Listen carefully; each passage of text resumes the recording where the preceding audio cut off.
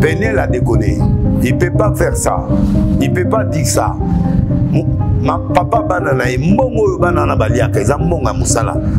So ya BBC musala. Banana ba. Non. Penel a craqué maman banana et abandonné finga mbali. Oui, a craqué. Penel a craqué. A craqué. Il y avait la paix qu'elle-même a initiée. Yémo a ségué pardon, a ségué Madjabou pardon, a ségué Badoudou pardon. Un pardon ne se récupère pas. Yo ségué déjà pas tout pardon. Si Mambo yo ségué pardon. Tu combats contre le même monsieur. Mon qu'il est au monde et si c'est un impact. Parler que Mike, monsieur Mike a porté plainte. Alors on a la banane. Bah vous allez à l'aéroport Bakangeti. Ah regardez. Il faut chercher la paix. Asima va madja, so madja va porter plainte. Quand l'aéroport au compte Bakangio, ouais on t'a là-bas on est. C'est un blague. Eh ça va blague té. Ah mais ça non papa papa. Ce qui a des listes là qui pendant mututé na mboko benadilaki. Na moi na ngabeske na lobby. Moi ça moi na ngade. Mais là d'accord quand il dit des choses qui ne collent pas, je suis pas d'accord. Ça veut dire le madja besoin pour dire ça concert il y a. Ba pour dire ça moi. Niveau à Moutona, moi, ça va pour dire concert à Miké. Concert à moi, je vais Miké. Mais ça va concert à Miké. Ah, comment ça?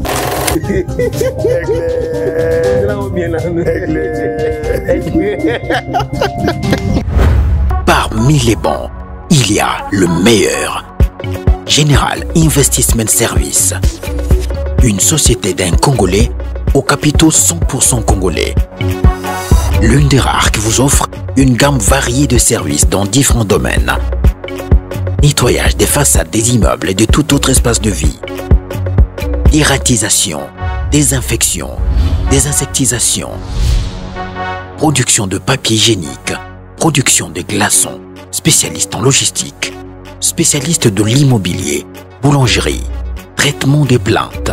Il met à votre disposition des camions-bennes pour l'évacuation des déchets et immondices. Le tout à des prix défiant toute concurrence.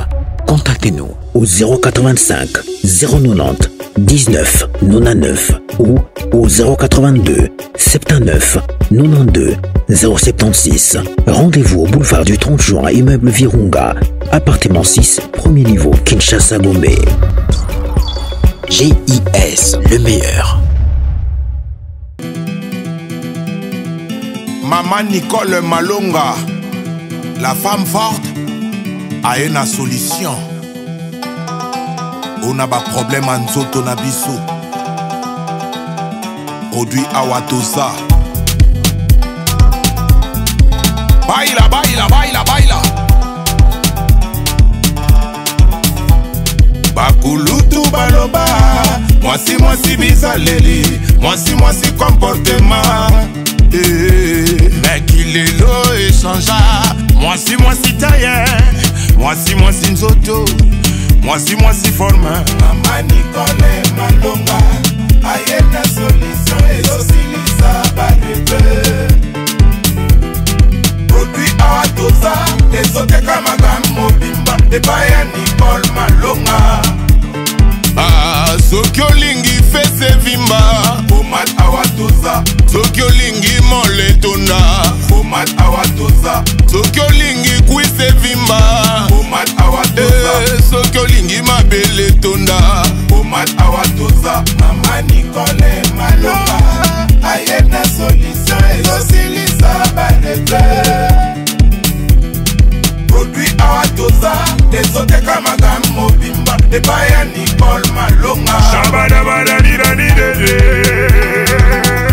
Pomade Awatosa, l'original chez la patrona Nicole Malonga.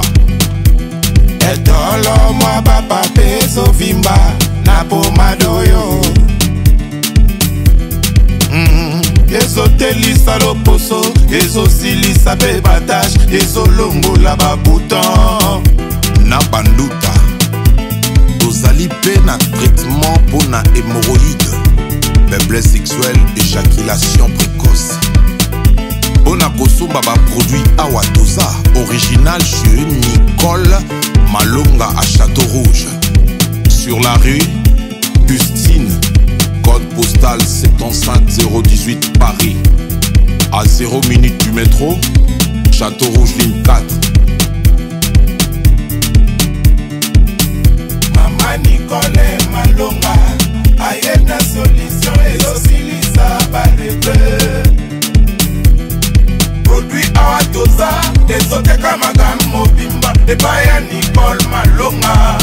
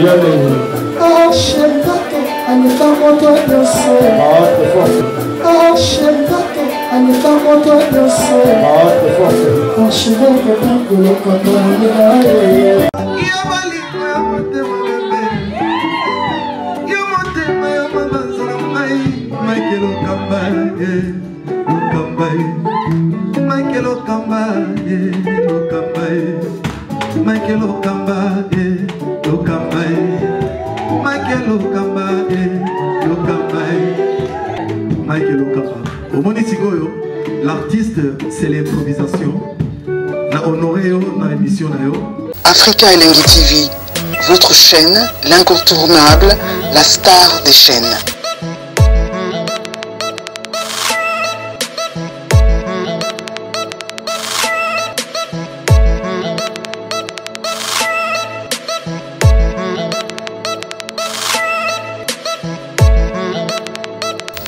Africa Elengi TV, la magie de l'info.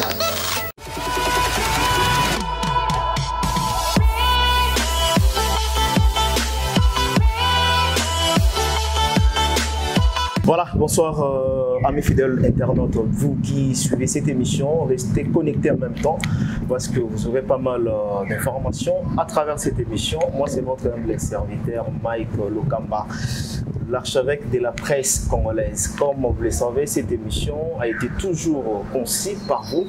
Une émission qui vous ressemble en même temps, une émission qui ne cesse toujours à vous donner des informations dans différentes actualités, dans différents domaines. Voilà, aujourd'hui, comme d'habitude, nous allons devoir recevoir notre invité. Il s'agit bien du prophète de Nilis, les grands péteurs, les grands pétages.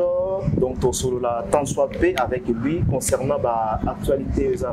L'actualité côté tali à religion, pourquoi pas politique, et aussi Mbappé côté tali à culture. Sans plus tarder, je dis merci à toutes ces personnes qui nous suivent déjà, à commencer par Mexico, la première dame de Lausanne, la maman de Ritz Anzi Louawa. Elle n'en fera pas comme les autres. Si nous parlons le même langage avec notre réalisateur, il s'appelle Richard Tessa. À fond, on a déjà plateau, donc bonjour, bonsoir, prophète, bonne santé. D'abord, félicitations à moi, Tensi Rezongi. Merci. Comme il est un bébé maintenant, tu as bien un bébé.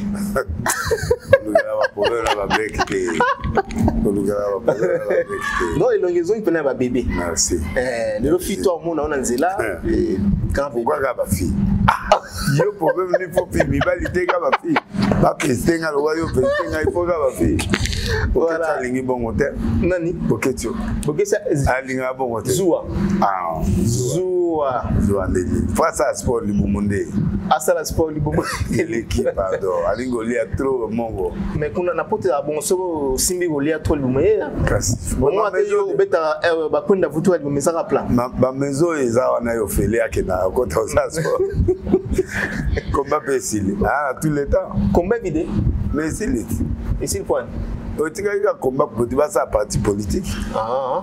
Il fallait assister combat. Ah, combat s'il fallait assister combat. D'abord, bonne santé, bonne évolution à l'église. L'église, vraiment, merci. On a monté en forme. On a monté le lobby na cher. Oui, tout quand même, le peuple à Bazongi, et Belébé Babatsami, Bazao Zélanga, tout justement dans ce sens. Donc, merci vraiment à peuple congolais de vous répondre dans ma live. On a bien réuni sur Oyo. On a proposé bilan. Merci vraiment. Oui. D'accord, en tout cas, biso peut te si tu nyo soto yo voilà, te pesi bon bah merci mingi yo bah pesi confiance les sous pas ya prophète des nations, donc ça dit très bien. Alors bonne évolution en Mboka, Mboka est toujours malade. Bon Mboka toujours bunda parce que le président doit installer des institutions. Mais qu'est-ce qui bloque? Non, parce que trop tambola sans bon pour gouvernement Ebima, il faut parlement les aller établir.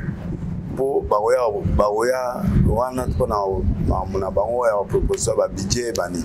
Faut bâtir bureau définitif. Ah ouais. Et puis bango bako bima après Sénat et après ko installer Sénat après mais na premier ministre d'abord et puis Sénat et puis tout que ils attendent. Mais l'Inter président en voyage, en déplacement. Bon, parce que là, il est empêché. Oui, mais il doit se battre pour le pays. Le problème, on a président. Il y a un problème. Donc, c'est ça. Mais à quel moment il y a un bocate? Alors que nous négocier. On peut bandir les lotés. Et bandir les lotés au Monica Gamen à l'élite. À l'élite parce que les autres pression. Donc, Kaganga est là, mais comme on dit, pas là, donc, il pression. Donc, il faut attendre la poire pour la mort en guerre. Et puis, de deux, loi éco, Basalagi, règlement d'intérêt, il faut qu'il y ait un cours concerné les commis. Normalement 14 jours, 15 jours, mais il peut faire ça en 5 ou 6 jours, ça dépend. Alors, ceux qui ont dit dans le Parlement, 5 jours après ou quelques jours après, le bureau définitif va passer dans le vote. Voilà. Donc, tout est là. Le cours concerné la zone de sa dossier. Après, va passer dans le vote. Après, va passer dans le vote. Au moins, cette fois-ci, le gouvernement, il y a Félix Antoine Tshisekedi. Espoir, Xavier. Bon, espoir, ils dépendent de ce qu'on a. Individus va gérer. Qui doivent gérer ce gouvernement? Parce que dans la guerre, il y a leadership. Baboya qui IDP sa majorité n'a pas lié direct à président. Parce que les politiciens balingi biloko ya poids politique qui est faux fuyant. Poids politique, moi j'ai autant de députés, moi j'ai autant de députés, alors biloko wana sikoyo nde biloko ba préparer pour faire chanter chef de l'État. Or la minute au chef d'État fois ça dure. C'est le mandat de confirmation. C'est le mandat où il faut confirmer biloko tata na biloko naye na biloko na biso peuple. Pour y a biloko naye papa père na biloko naye et c'est manipulé à outil d'épaisse après outil d'épaisse. Donc il faut réaliser vision d'abord et d'épaisse et puis à réaliser vision naye il y a vie et puis à réaliser vision na biso peuple congolais. Donc pour vision d'épaisse c'est à bisoté. Et ça na biloko ils sont nécessaires pour na biso. Mais ils a pour na bango ne ba diriger mboka na bango pour mboka telema. Biso pe na minute o mambo évoluer. Basala parti les na héros ma besoin comme différent. Alors biso pe tona ba besoin o ils ont cadré quand na nyonso ba na ngote. O ils a ba priorité les lo il faut peuple à aspirer na. Donc le président a un morceau dur pour réaliser. Alors il faut animateur, il y a présidence, animateur, il y a gouvernement, animateur, il y a Sénat, animateur, il y a Parlement. Il faut d'abord bateau baza pour Namboka. Pour na peuple. Capable ya couper ça peuple besoin na yi. Baye pour na mbongo te. Baya pour na mbongo na ba salaire na ba luxité. Donc bazo ya mbaloyo les années de gouvernement de sacrifice pour permettre population congolaise à se retrouver. Alors le président doit travailler avec des gens qui ont sa vision. Il ne doit pas travailler avec des traîtres. Il ne doit pas travailler avec des gens qui bazo servir l'intérêt à Batalibandati. Bazo servir l'intérêt 20% il y a Libanda, 80% il y a peuple congolais. Mais quand les gens veulent servir 80% l'intérêt à Batalibanda, tout le pays, Nabiso, Bazo Linga, Nabiso, Rwanda, Burundi, pays wana, va servir bango. Et après, Biso peuple tout souffrir. Non, nous avons marre de la guerre. On a marre de souffrir. On a besoin des gens qui sont venus. Donc, comme on nous a beaucoup infiltrés biso tolingi su bato badute te na bainstitution na biso ni na bagouvernement na biso ni na bagérance ya mboka na biso. C'est quelque chose que maintenant ekoteli biso na peuple congolais et yango nde tozotala bango miso ya kofungwama po ete bamema biso na bato ya identité douteiste. Très bien. Parce que l'armée a été trop infiltrée, on perd aujourd'hui à cause de ça. Okay. On paye ça. Voilà, ils ont audio ils ont circulé à la toile, dans les réseaux sociaux, que Denis Saza faux prophète, Denis Saza corrompu. Au petit préférence, Nayo Lelo et pas ya Mbosso. Au lingi que Mbosso a comme président dans la Katia Assemblée. Qu'est-ce qui se passe aujourd'hui? Bon, le Cameroun a travaillé pendant des années au fonctionnement. D'abord, du point de vue prophétique, on a un sentiment. Donc, ce que le logo est PC Milingaï, dans le bango tel que ça, même si ça fait mal, mais souka batouapé, ça a raison. Dans sa collaboration, il belé na mboko na za corrompité. Donc, ensemble, c'est vrai, j'ai reçu un message, un écran prophétique. Le message qui a été clair, que Mboka est en infiltration trop. Nayebi na ba candidat au ba opposé candidature na l'ensemble ni na sénat. Donc ni na primature. Mais en tant que prophète, je peux lire, faire la lecture il y a besoin en Zambé. Donc jusqu'à présent il y a ba candidat. Non. Il y a Mbosso yebinde. Non, na yebité, sera opposé. Jusqu'à présent na yebité. Mais j'ai donné une prophétie. Moi je n'ai pas donné la préférence, j'ai donné une vision, une prophétie de Dieu. Nzambe Alaksaïna, Abinzambe a payé président 4 missions il y a dernière minute pendant 5 ans. Dans 4 missions, on a ce qui est monté au prologer. Ce qui va s'aliciter à risquer. Qui a reçu sa mission dans Nzambe Otika? À prolonger mandat? Oui, oui. Quoi? Il peut aller. Ça, les choses. État l'ingati, ngana prophète. J'ai dit des choses au ngana monde. Dans 4 missions, il faut avoir battu Oyo à Otia dans l'institution net parlement, Sénat, primature. Battu Oyo, bazana confiance na yé et yé bazana confiance na bango. Oyo bako réaliser vision na rêve Oyo yazana pour na Congo. Pour à partir de 5 ans Oyo, ba rêve Oyo ya na vision ya ovandisa et ko permettre Congo et décoller très bien. Et puis ko permettre guerre wana à est et si là. Alors, il faut des gens sûrs, pas des gens des traîtres. C'est là où Dieu me dit que le président de la République a reconduit Mbosso. Batoazo Silikapo Nani. Ngai nazo sale la mission. Non, nazo radia mbongo bandakala. Ngali radia bandakala. Nani nzambe no monika Mbosso amoni batu. Mais nani na expliquer aussi. Bon, il faut tout nzambe ngata. Nzambe alobi boy. Va reconnaître Moutouana. En fait, là, on a ça la mode différence. Hein? La prophétie n'est pas un revolver. Qu'est-ce que vous l'oubliez le robot? Ah ouais. Il faut pas ça là. Nous sommes dans un pays laïque. Nous appuyons. Nous sommes en train de donner l'orientation. C'est ça le rôle d'un prophète.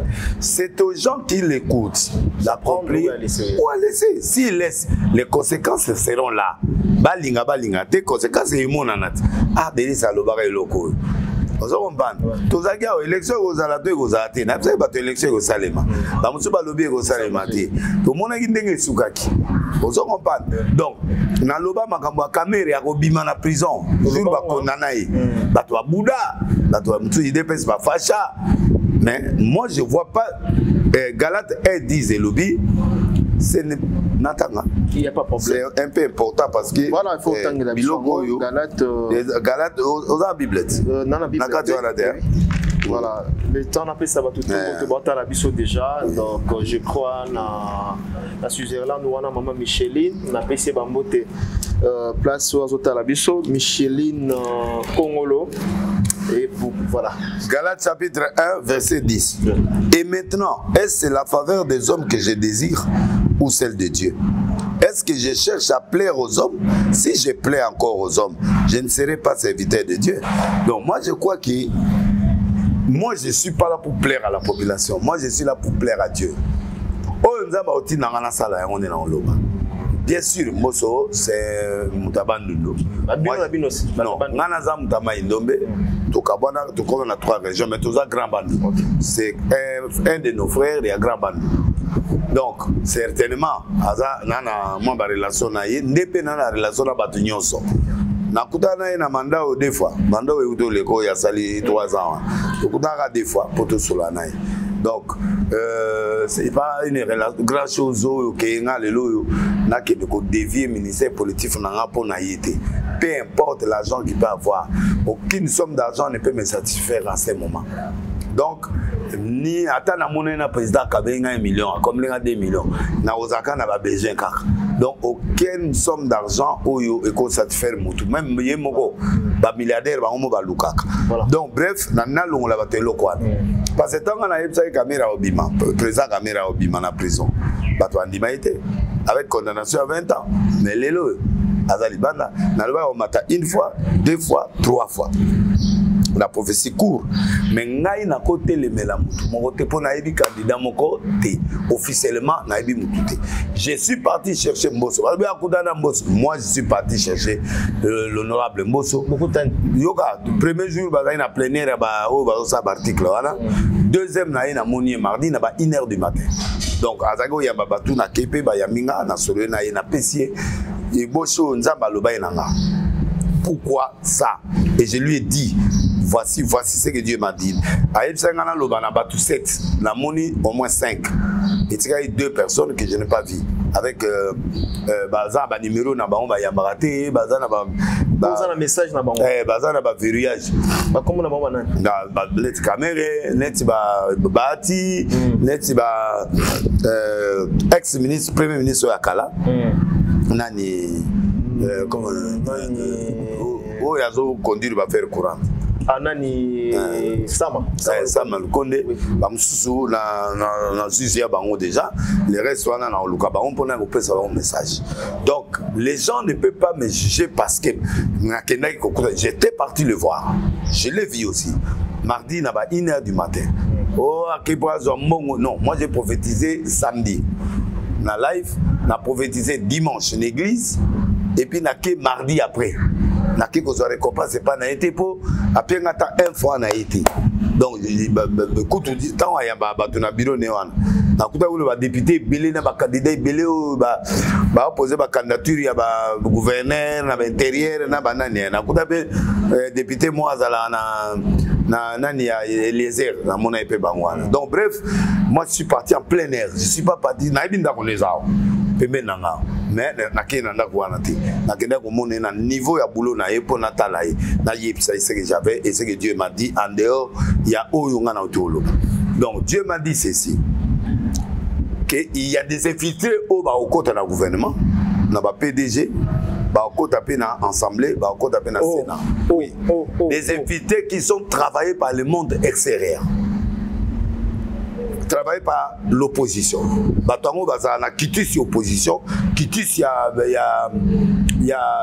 bato libanda, kitis ya ba européen, kitis ya bananiwa. Alors ben filtre bato na ba uzana ba moyen ebele pour basala la campagne na bango pour faire tomber batuto ba candidat nyos. Alors baza 2 na bato ba roya wana comme candidat. Donc on se retrouver que na suka ba ko tika la table sur 2 candidats.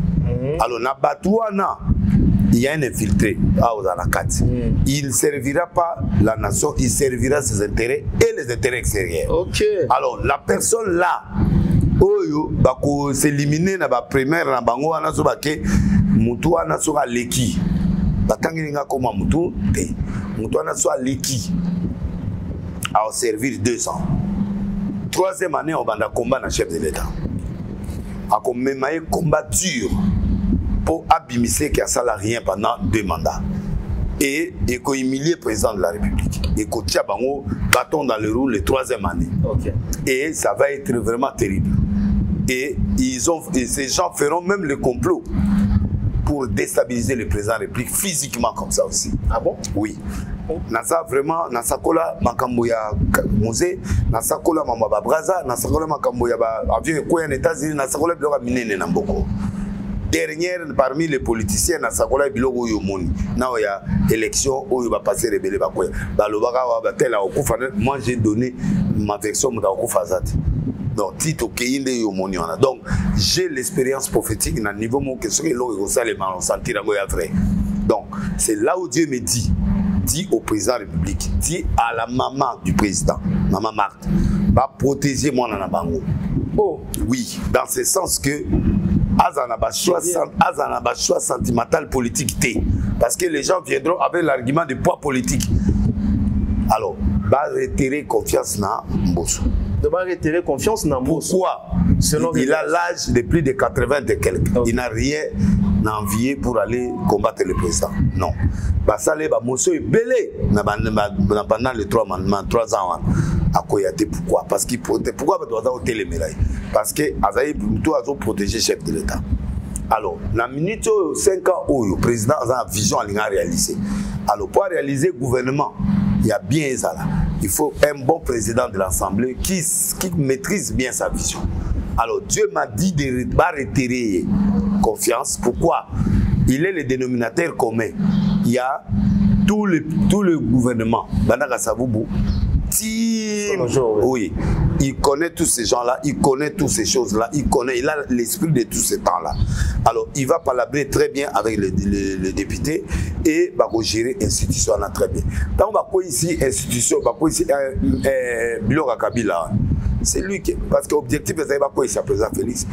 Le président Félix, quand on bosse à Bundi, l'Union sacrée a mis l'Union sacrée a mis une élection de Jérusalem. C'est lui qui a organisé avec le Dodo Kamba, Biso confesseur religieuse, pour réaliser l'élection au Salemi. Malgré qu'il y a des erreurs au Salemi, mais au moins on a réalisé quand même les élections. Alors, ce qui a fait que à Géraki, crise va très bien. Alors Dieu veut le retirer cette confiance. Voilà la particularité à moi. Oui. Azan a très triste. Azan vraiment et Dieu m'a montré à l'Axinaï. Mais les gens ont d'autres tendances dans Osala, qui n'est pas aussi mauvaise. Parce qu'il y a des éléments aussi intelligents dans beaucoup. Où va go gérer l'institution. Puis va go à la fidèle. Mais dans le virage Dieu ne veut pas que quelqu'un qui a des ambitions de 2028 pas gérer, à déstabiliser l'action actuelle à son avantage personnel. Alors il faut Moutoyo azan idée à candidature, Moutoyo azan idée mogo ya ko barrer route na présidente et yango moninza batchakinga liboso à l'axinga papa. Je dis devant Dieu que je sers, même tant on a ebaka bemoso. Tant on a mona mutu nyonso soka zo pesa prophétie, ba pesa offrande. Ezala contre yo, ezala pour yo. Même temps on a coûté na Moïse Katum, na période avant l'élection. C'est normal. Donc que na kene atuninga est-ce que za boito boy, on a répondre. Alors moi je réponds aux gens qui m'invitent. Nani des pères et des mères invité ngati. Na ndo kutana na restaurant mon ville wana to les na zubide na ya alumi na makambo wana parce que na yebisaki na gouvernement que non bokanisa Tchani parce que il a fait aussi un grand travail ananio. Tchani a la musibiso. Bible paie la musibiso. Que to zo identité à bateau baza douter ba gérer mboka. Erwana ya kala, oui. Papa, même dans Braza, pose un passeport à Brazzaville. Il y a passé. Résident, banana Braza 1 an. Cameroun, vous tapez ça en 10 ans. 1 an. Tout ça, c'est qui? Pour bapper sur résident, il y a 10 ans, Braza, ils ont raté. Aux étrangers.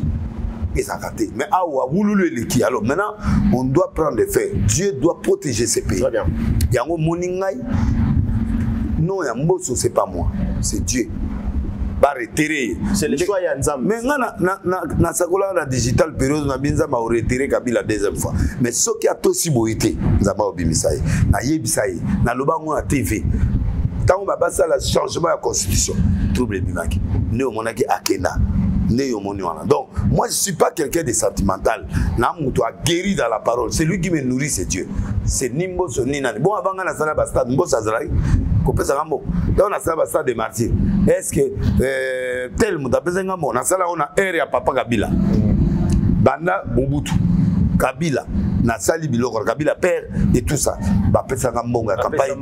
C'est Dieu qui m'a béni, c'est Dieu qui me donne. Donc ndena loba ni personne bato basanga bola mo pe na mboko bo basutelanga pe ami bango ba caméra wana basutelanga ba caméra afutanga ba avion na ba ndundu asalanga bola mais ngaso ina komi na position spirituelle na sentiment sauté place on a sentiment wana to mato kiti donc il faut nzambalo alors alobi ba retirer confiance pourquoi na éviter mais je sens que il va protéger les chefs donc na sali ngote pour na mbongo mboni na ngoya opesanga. Donc, mais maintenant, les gens, nous sommes dans un état laïque. Les gens peuvent dire non, pour voter dans la société, pour peut avoir un moutoutel. Il n'y a pas de problème. Mais tu vas voter moutouana, les conséquences resteront. Dans de l'eau, on a osé la caïngouane. Conséquences, c'est que mon anake, pasteur de l'Est, à l'obaga biloko. En fait, un prophète, son problème, c'est que si on obéit, d'accord, si on n'obéit pas, les gens verront ce que moi j'ai dit, la prophétie s'accomplira sur les deux sens. Donc, on a un sens positif, un sens négatif, et tel ingate. Moi, les c'est que na moni na Bible nzambe atindi Azaël atindi mutumoko akendeko ko établir le roi zana peso. OK.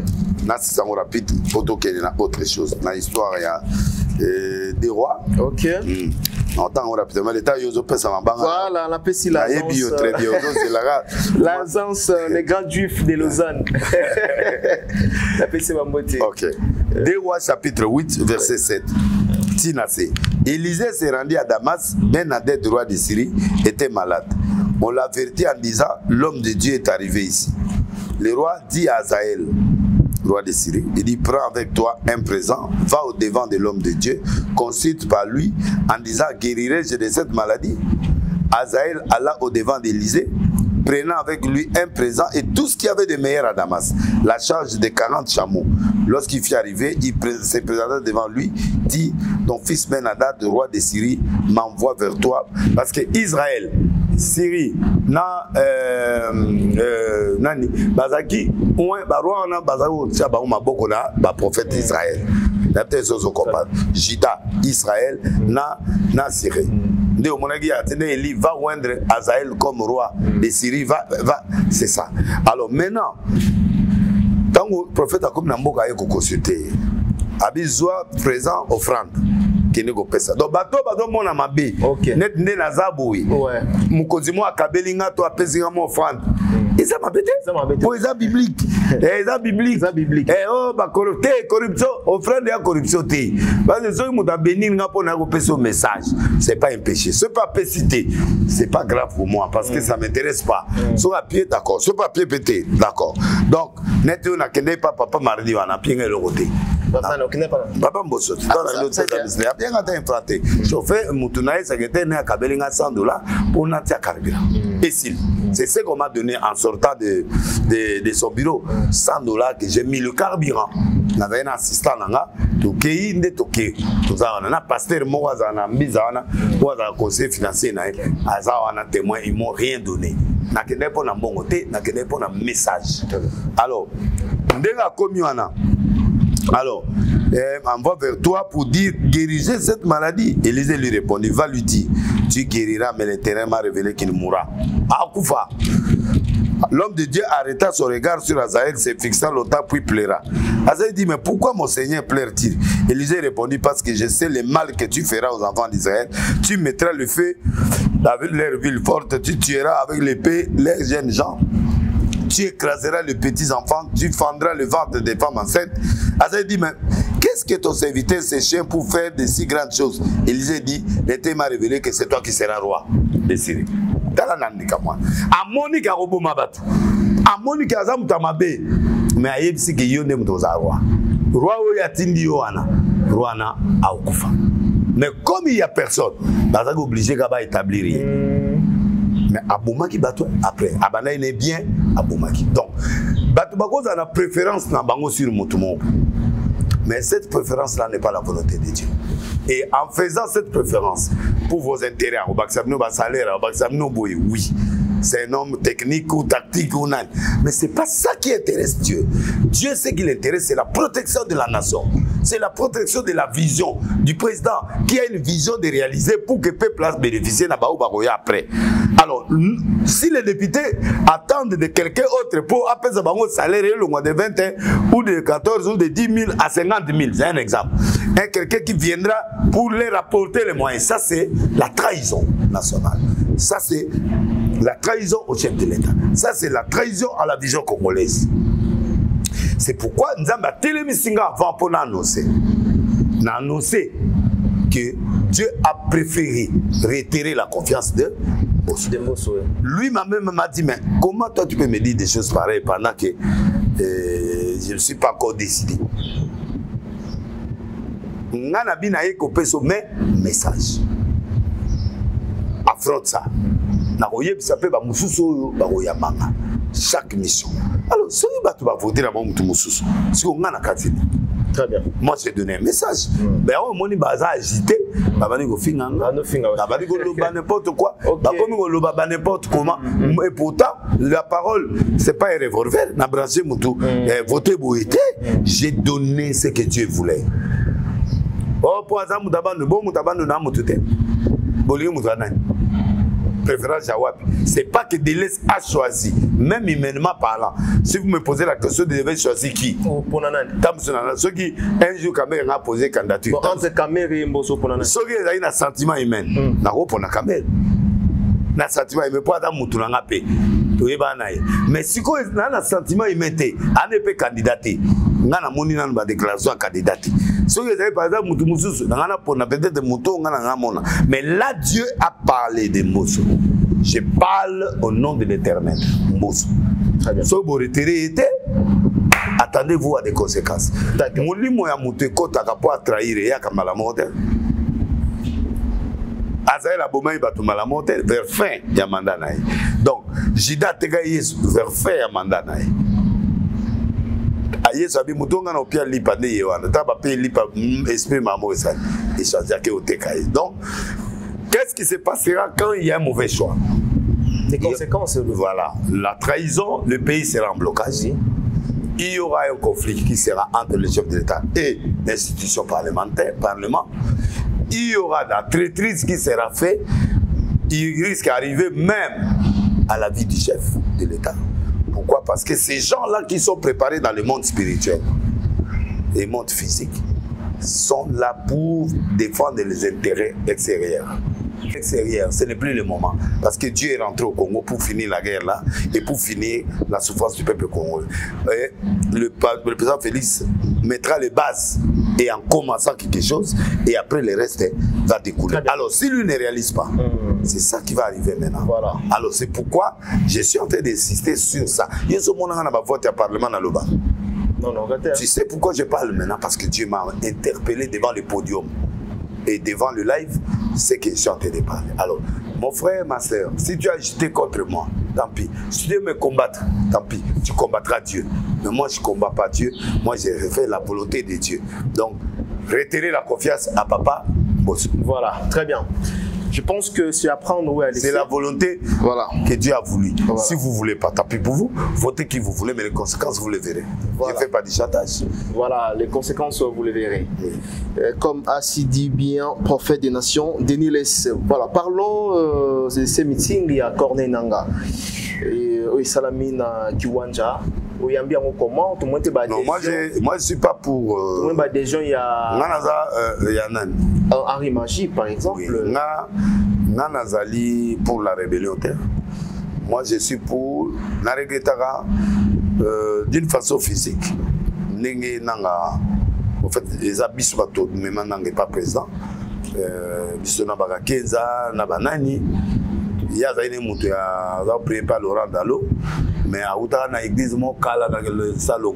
Butu te bolu ka pasteur wana pour ayaba pesa nanga comme ça ou dire l'église à mutu na l'église. Oui, c'est ça. Beaucoup ça. Té, azako sambela l'église wana kala. Sikoyo akomane na Laurent Dalo. Mais comment il fallait to pesa réveil to pesa candidat.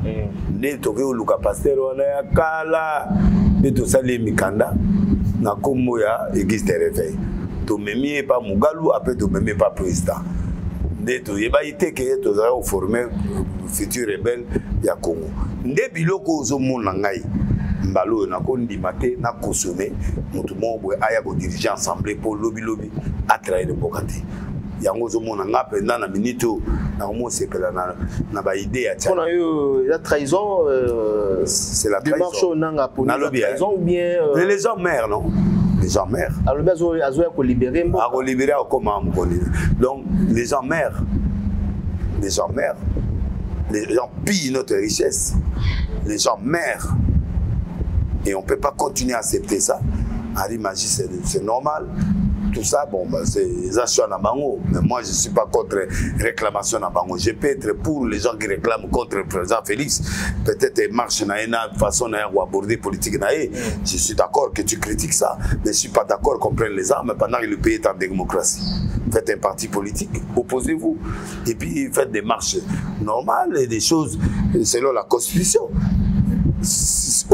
Abimi na Sénégal, Assimi Mondovité. Quand le peuple est avec toi, le peuple va te suivre. N'est-ce pas? Si le peuple est avec toi, il va te suivre. Même à ta fraude déjà. Bah, français, c'est. Bah, on a soutenu. Nani, comme on a dit, Azaki Afa. Bah, Bundi, bah, tu sais, on a Boloko. Nakata Boloko, mon abimi, allez, mon a posé quand tu m'as dit, l'ongolier. Oh, la seconde, on a tiré les places à poser. Et on a pris une semaine à sortir, bah, voter. Papa, quand Dieu ouvre, personne ne peut fermer. Moi, je crois que les Nanga, ils ont leur démarche là. Je ne suis pas contre. Et même moi, je suis contre la rébellion. Je soutiens les gens qui font l'opposition républicaine ici. Bako Lobo, politique ou on a quelque chose dans le Congo, ils ont simbaté. Ils ont simbaté. Dans le lobby, ils ont simbaté. Et la jurisprudence, que si tu es avec Dieu vraiment, pour que va passer à Moutou, à Nakoma. Pour nous poste à président, on les a passés à Moutou, des adieux. Combien de bateaux à comme président de la République? Même papa est secrétaire à combattre. C'est Dieu qui choisit. Le Félix Tshisekedi a la choix Nzambe. Tu ne peux pas gérer un grand pays comme ça, Nzamba Ponioté, non, ça ne va pas. Donc, il faut se dire, il faut se place, il faut se dire, il faut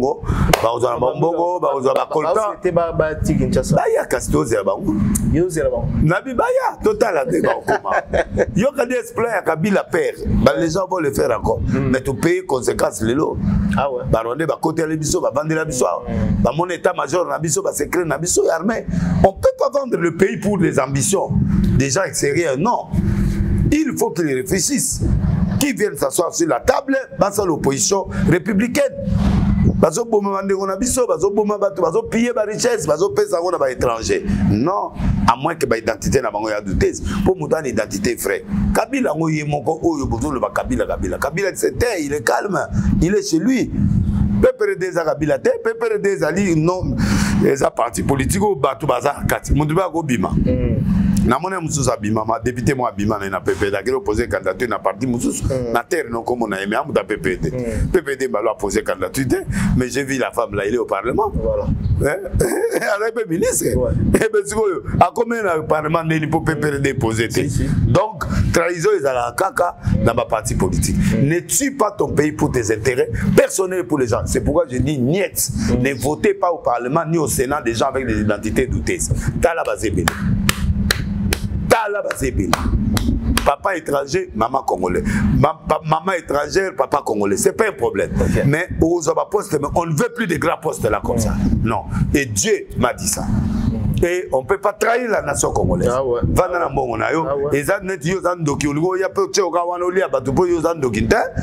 Et aux congolais, aux ministres, aux PDG, oui, mais le poste n'est assemblée. Okay. Sénat, primature.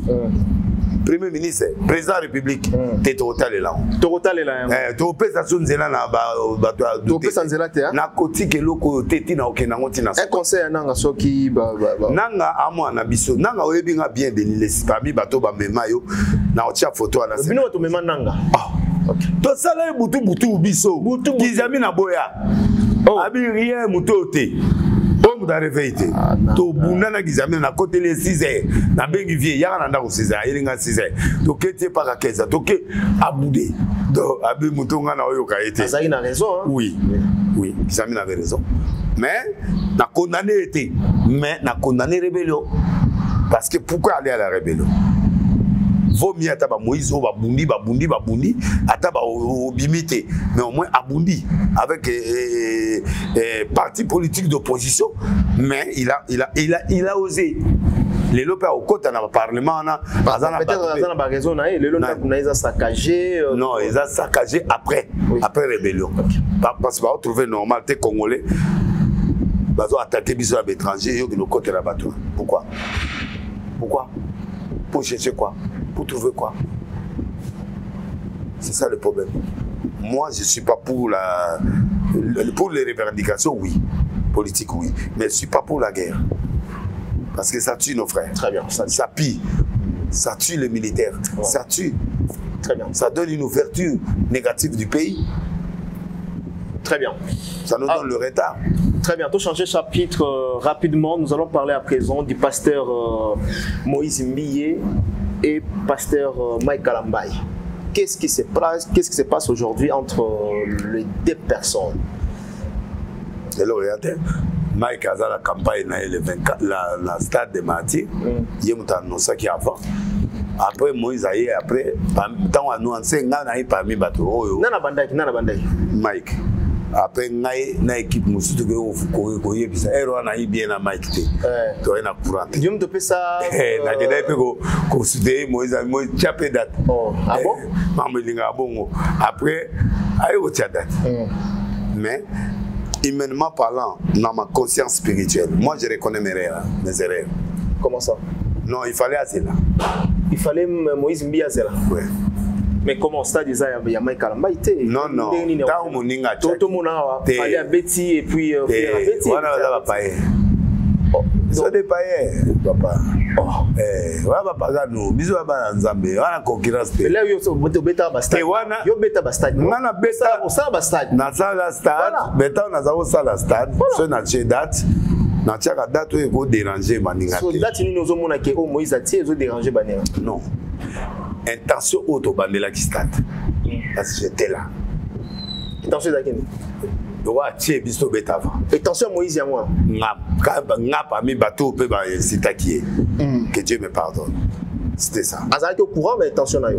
Moïse Mbiye. Na lobi na ye azana attention de ninga na obenga na so na yeboyo ye salande. Sikaero wana ndio zabo bundisa bamanja buti. Oh la. Kazilero wala.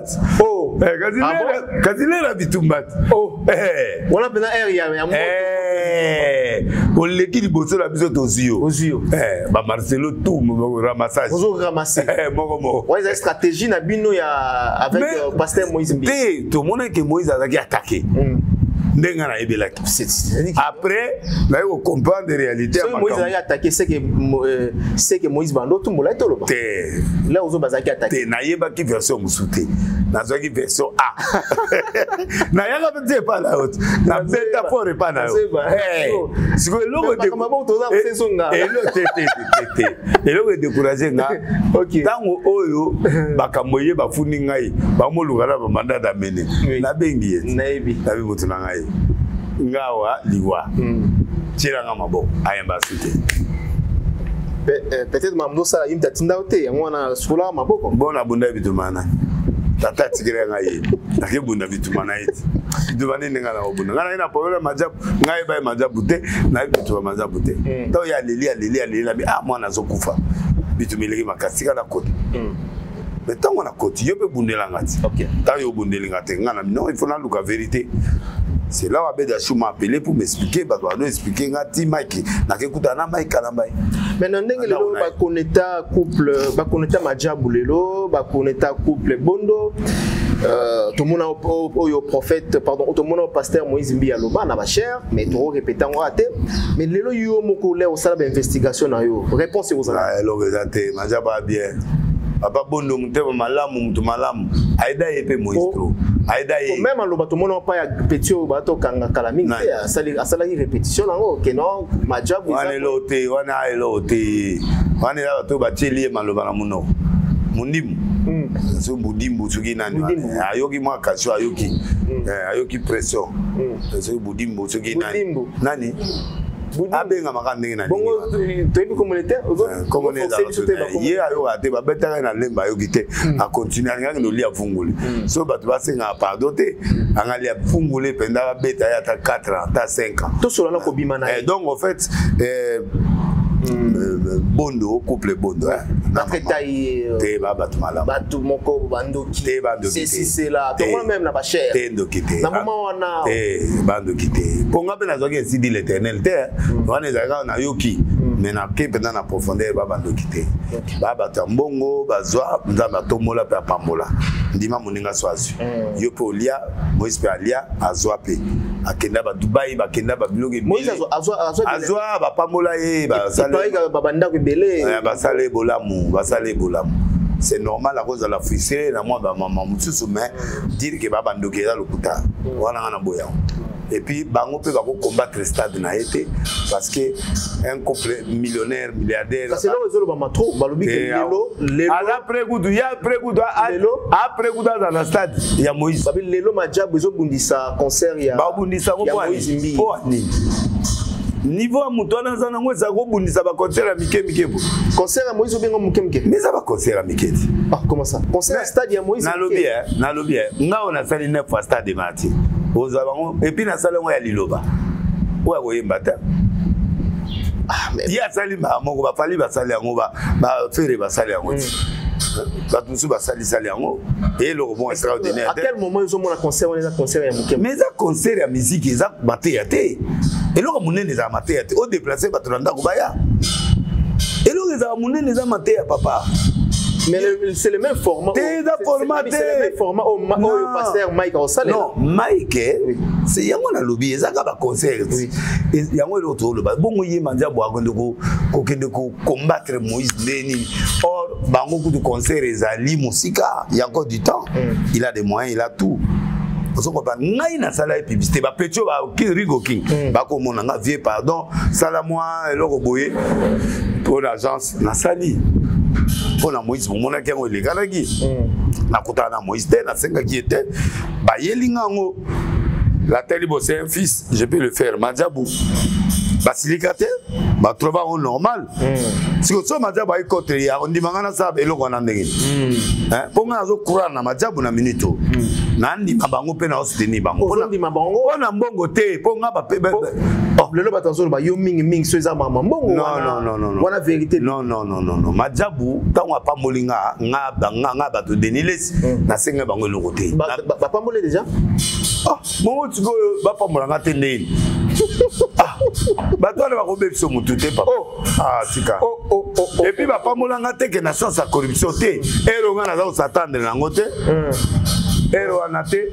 ndelero anande bango baye bango kutu te na mona ite ezali mutu moko aboya ye omona ngo papa na ko tikelo mwa eloko mwa mai omela combien on ebande oya bango bazwaka wana balobaka mais le kota mabe ils m'ont soutenu vraiment na passé moi 3 mois moi bien avec beaucoup d'insistance c'est là où j'ai trouvé que les gars il est vrai alors ya on a sengi na batu jamais Madjabou akoki o aboma batu non o acha batu bapazo parce wana ba dire ya kasi ye wana bima comment changer oh non voilà on doit Madjabou ça na problème moté te zate po ba beni ngate ba beni senga na mona batu ba 150 ba 200 300 mais ngana sengate na mona payete na yebi pété na travail na été mais en tout cas na nzela mutu mo boye batilenga na yoga cordon mo bengi alobi ke non batikela yo pa cordon dans na moni mo loko baboya pe mongo te na sepeli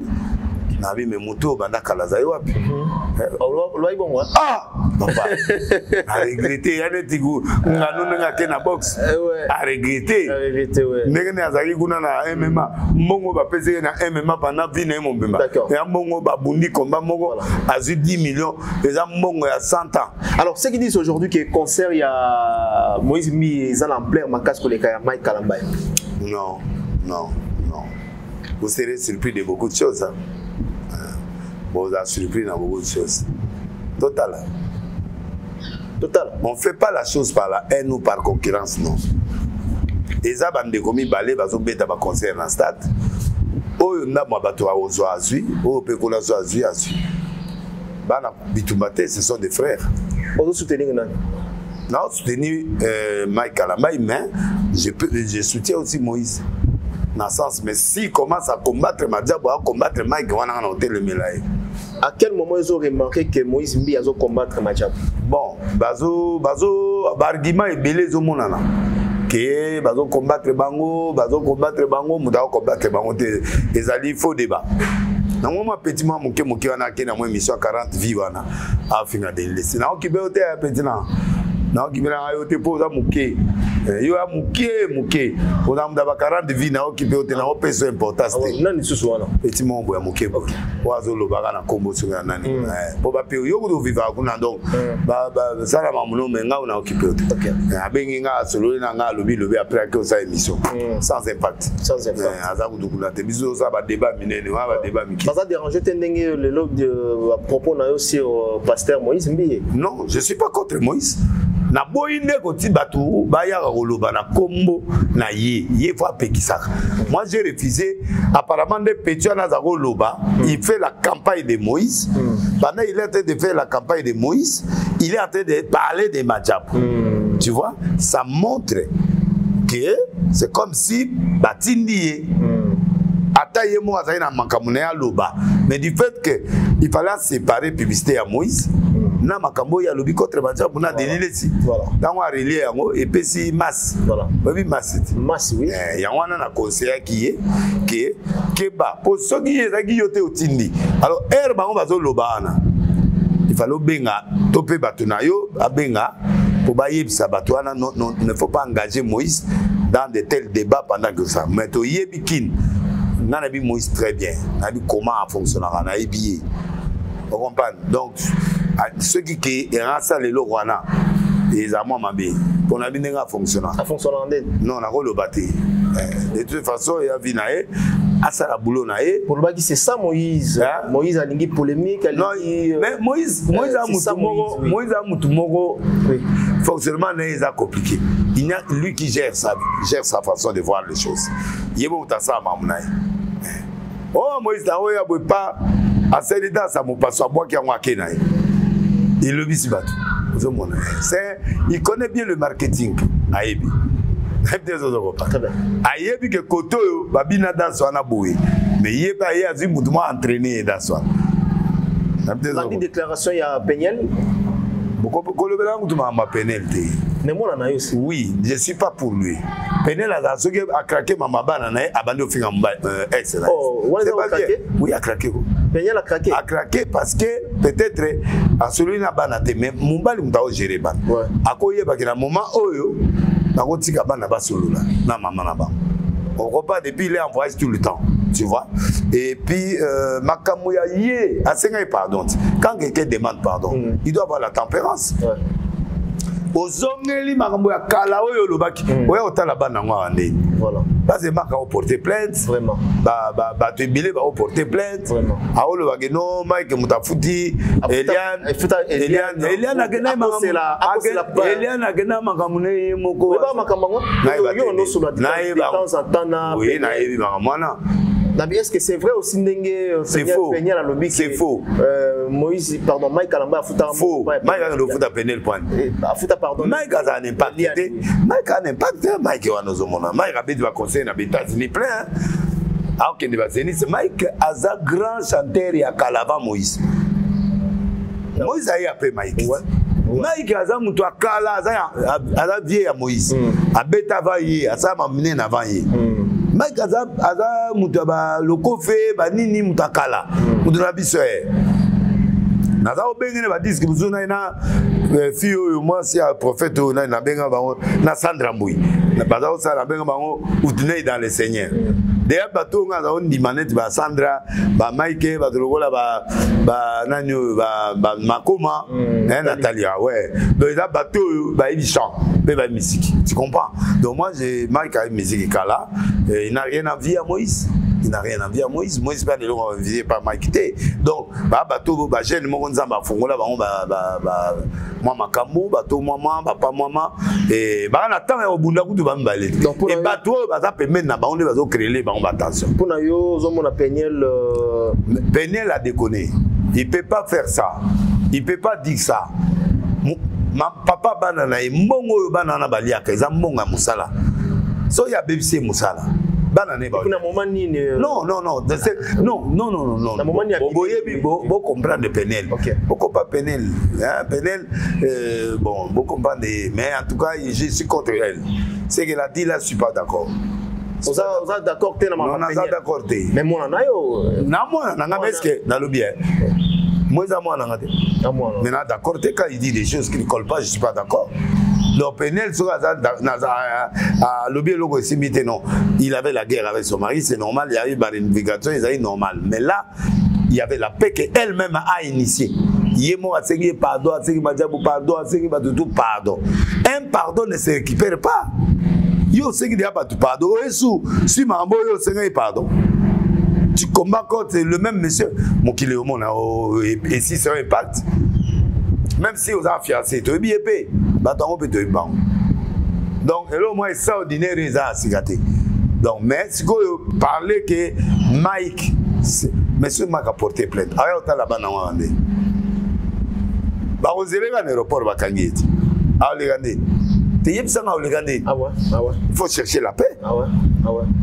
Asima va maja buso maja ba portager plainte quand aéroport au comme bakangio ouais hôtel là-bas na onde peut-être mon ba blague ne ba ça ba blague te ba message na moto papa so ginga de liste na ki penda mutu te na mboko benadindaki pression ba za ko lukanga na 4 mandats d'amener hein Alain de le côté on a bon maïna basasi Alain de la nazo appelle encore nazo eba mais yaki likolo na c'est donc yaki noir et blanc mais na mobile na ko linga expérience on a discuté na ko linga conflit na majabute ni na maikala maidi parce que na mona pe maikala ya minute maikala min tant de kuta la yo de mutumo anga manqué asi moga na nzoto mais par respect ga ibi ompaka moi na sibete devant Albert Kaket na mama Rosa Vanendo il était vraiment collé conseil na moi no Penel bima na makambo bima na makambo maikala mai bima na mama est-ce que tinda ye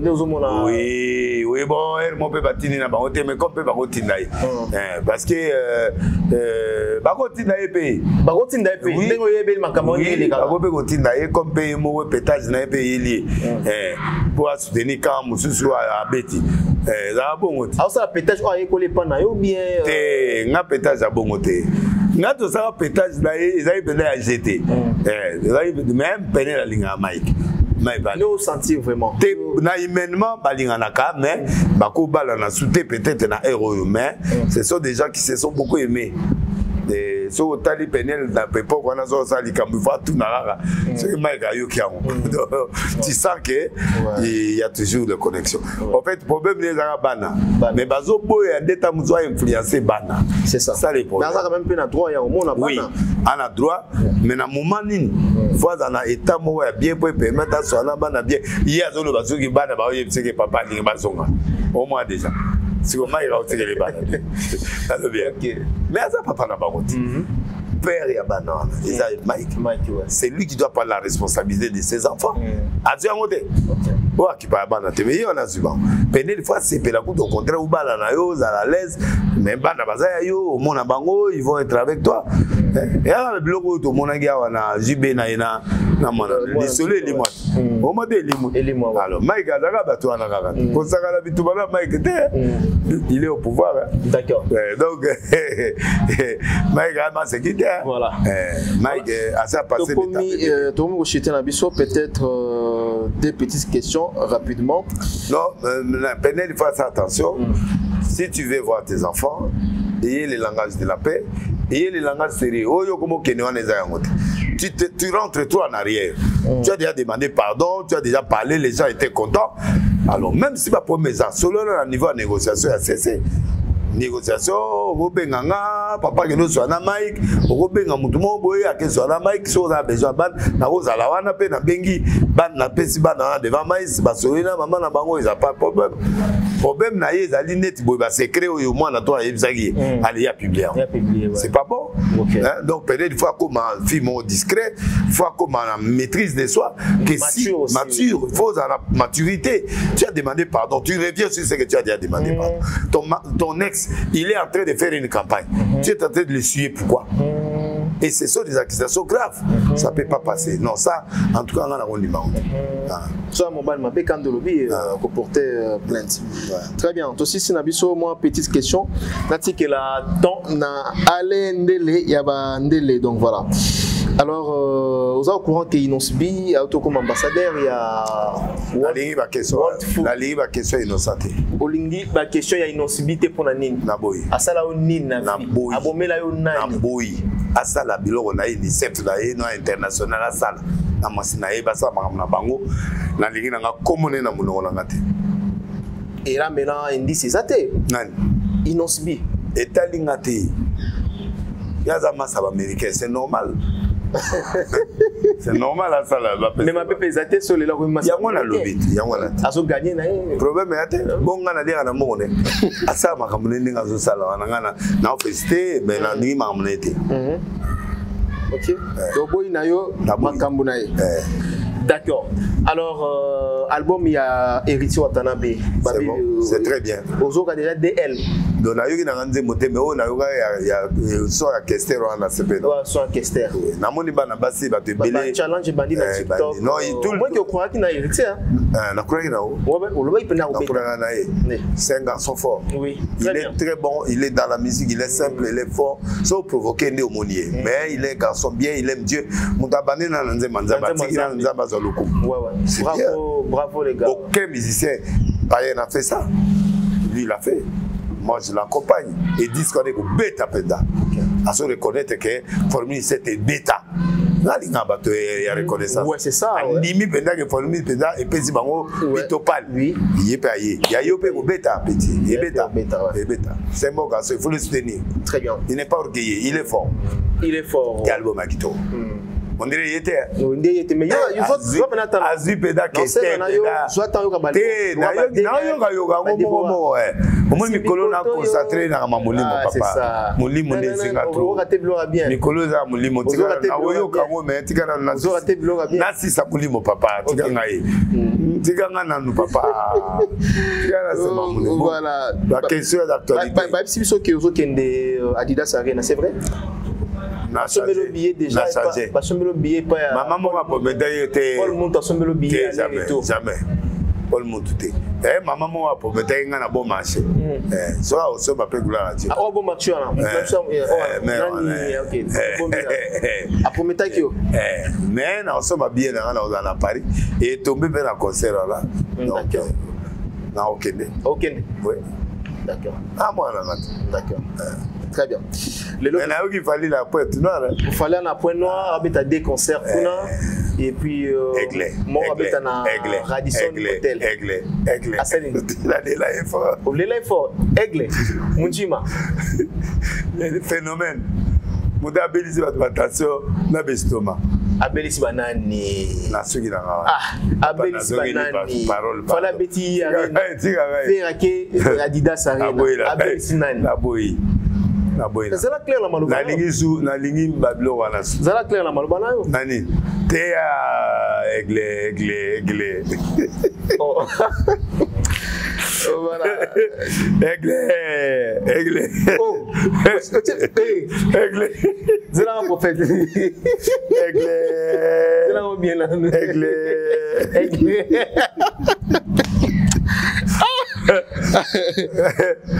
Prophète, mais bah makambo. La Adidas. Et va moi on a fait là au bêta. OK, moi on fait rigola et ça va bien se retirer point. Et ça va bien. Voilà, nous sommes arrivés à la fin. Merci Tosilisi Nabiso, totika place na confrère nanga. Alain Dele, Jacques Mabiala na Lausanne, na PC Bambote Chico le coiffeur pe na kati ya Lausanne. Bambote na bango Santos de Gira mi Angola, toujours na Angola et pourquoi pas l'ambassadeur Mwamba Motema ya Lissi, moi c'est à Pembe. Gilet citron caviar. Il y aura pas combo. Gilet citron caviar. En fait, vous aurez pas combo de sonner. Gilet citron caviar. Voilà. Voilà. Na petit na c'est moi non yimbi. Non. As-tu pensé moi to ouais, bon mais bien. Tu me yimbi bien. T'aimes bien, très bien. Album carton. Carton ça la promotion et Wata ça la promotion pena ça la promotion atambola tambola. Voilà. On a ça là. Ah ça là déjà. À côté de la radio banine félicitations. C'est bien. Il faut toujours ouais na télé le boko là. Il faut aya na arche au tché le boko et puis ekenga ndenge ekendaka. Merci na non la président mbote pas l'italienne oui bien. Oui. Moi non italien. Ah, tu peux se bamboter italienne. Ni moi ibigande. Tu peux se bamboter. Et na pesi mbote na Chirambomba. Merci mbote na Petit Wizi na Paris. Na pesi mbote na Adrien na Espagne. O atambisa nga gera nga bien Espagne. Voilà. Na pesi mbote pour la Calater. Ozoya Calater. Donc yo windayo soyi. Mais kuta na ba Jean-Claude Mavambo, Jean-Claude Mabanzo. Te nga il faut muto a libérer. Te Jean-Claude Mabanzo des fois te bande en bon en Suisse. Mbongo contre Mbongo. Donc voilà. Mbongo contre Mbongo. Jean-Claude Mabanzo. Prince de Lausanne. Il a dit, il a fait. Oui bien. Prince Hakim. Il a nga ba lunette mon boy.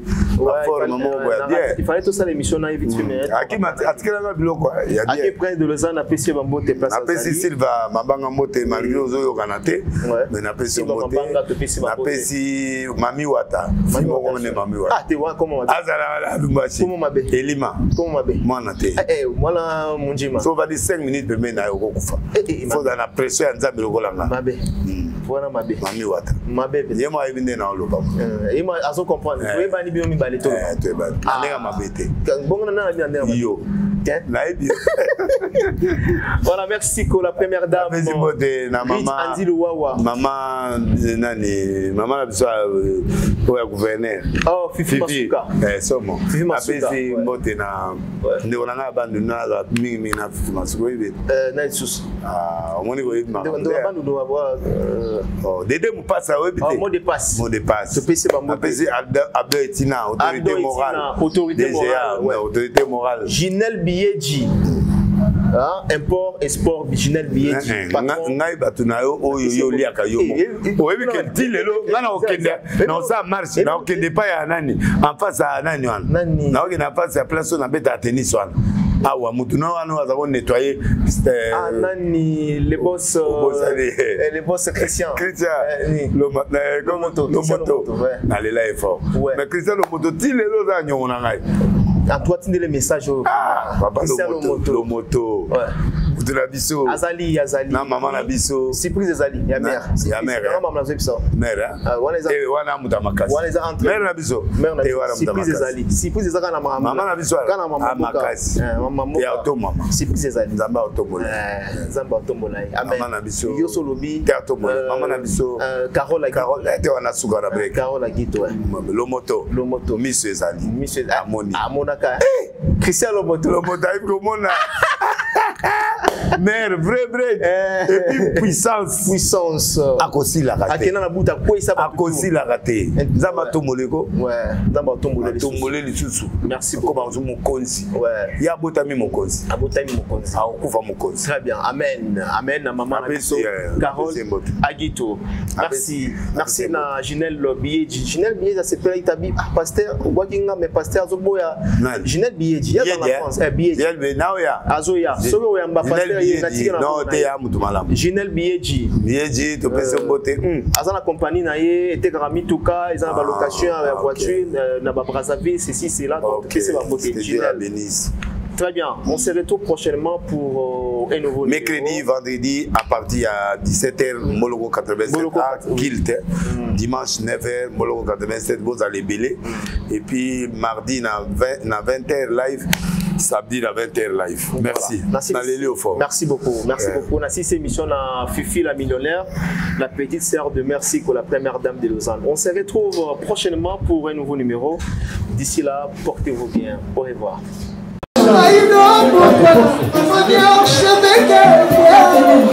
Archevêque,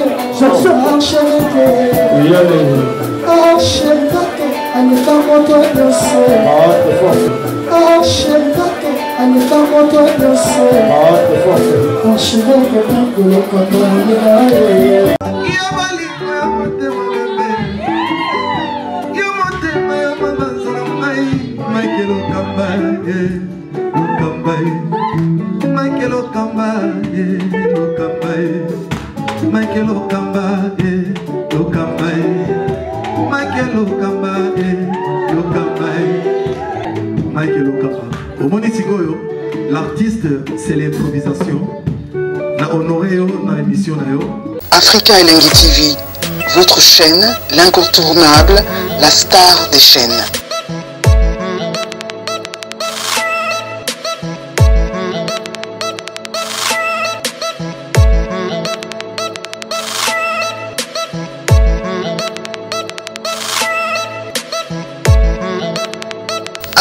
Africa Elengi TV, la magie de l'info.